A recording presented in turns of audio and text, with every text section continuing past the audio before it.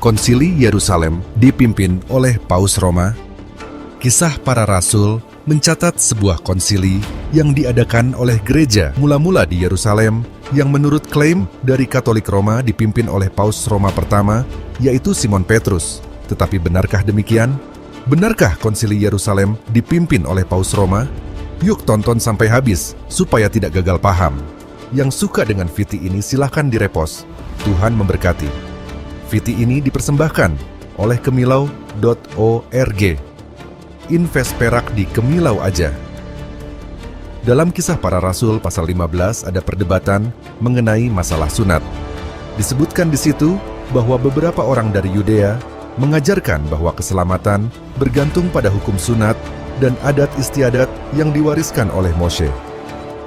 Demikian pula dikatakan bahwa beberapa orang dari golongan Farisi yang telah menjadi percaya menekankan bahwa orang bukan Yahudi harus diyahudikan terlebih dahulu, baru dapat menjadi pengikut Kristus.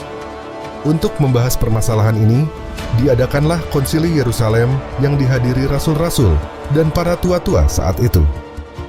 Dalam konsili itu, setelah melalui perdebatan, Petrus berdiri dan menyampaikan kesaksiannya mengenai peristiwa di rumah Kornelius. Kemudian disusul oleh Barnabas dan Paulus yang menceritakan mukjizat-mukjizat Tuhan yang terjadi pada bangsa-bangsa lain. Lalu Lukas mencatat bahwa setelah semuanya itu, Yakobus menyampaikan kesimpulannya dan mengatakan akan menuliskan surat untuk dibawa oleh Paulus dan Barnabas ke Antiokhia. Lalu, apakah konsili itu dipimpin oleh Paus Roma seperti klaim Katolik Roma? Jelas bahwa konsili Yerusalem dipimpin oleh Yakobus yang disebut saudara Tuhan, Uskup Yerusalem. Galatia 2 ayat 9 TB2LAE.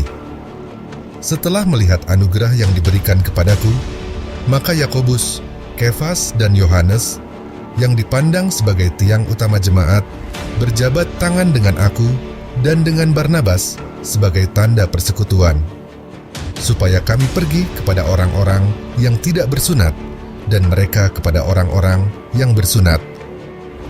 Di sini, nama Yakobus ditulis terlebih dahulu, sebelum Petrus dan Yohanes, menandakan bahwa pada waktu itu, Yakobuslah yang menjabat sebagai uskup atau penilik gereja Yerusalem. Catatan Eusebius dalam Historia Ecclesiastica, sejarah gereja, juga menegaskan hal ini, bahwa Yakobuslah pada saat konsili itu yang menjadi uskup Yerusalem. Bagaimana dengan Paus Roma? Waktu itu jabatan Paus Roma belum ada,